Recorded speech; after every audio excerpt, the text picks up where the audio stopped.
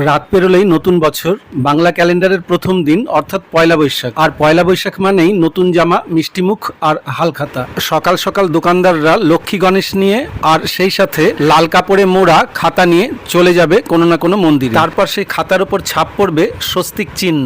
তারপর বিকালবেলা দোকান সাজিয়ে মিষ্টির প্যাকেট নিয়ে বসবেন দোকানদাররা। ক্রেতারা তাদের পুরনো ধার বাকি সব মিটিয়ে দেবে আর দোকানদাররা তাদের মিষ্টিমুখ করাবে। সেই সাথে থাকবে উপহার হিসেবে বাংলা ক্যালেন্ডার। কিন্তু এই হালখাতা বিষয়টি শুরু হলো কবে? ইতিহাস বলছে এটা শুরু হয়েছিল সেই মুঘল আমলে। সম্রাট আকবরের সময় থেকে শুরু হয় এই প্রথা। এই সময় থেকেই দোকানে দোকানে শুরু হয় হালখাতার প্রথা। হাল মানে নতুন আর হালখাতা মানে নতুন খাতা। পুরনো বছরের হিসাব মিটিয়ে নতুনভাবে শুরু হয় হিসাব নিকাশ। মুঘল আমলে চৈত্র মাসের শেষ দিনের মধ্যে প্রজারা জমিদারদের খাজনা মেটাতেন আর বৈশাখ মাসের প্রথম দিন জমিদাররা প্রজাদের করাতেন মিষ্টিমুখ। এভাবেই শুরু হয়েছিল বাঙালির ঐতিহ্য, ইতিহাস ও সংস্কৃতির একটি অবিচ্ছেদ্য অংশ এই হালখাতা।